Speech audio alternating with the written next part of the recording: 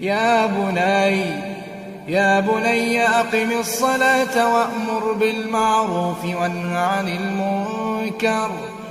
عن المنكر واصبر على ما أصابك إن ذلك من عزم الأمور.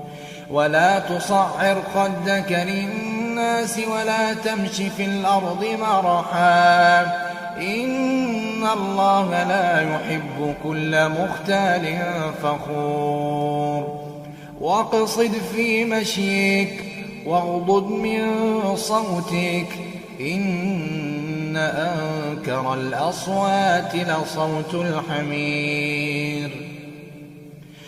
ألم تروا أن الله سخر لكم ما في السماوات وما في الأرض وأسبغ عليكم نعمه ظاهرة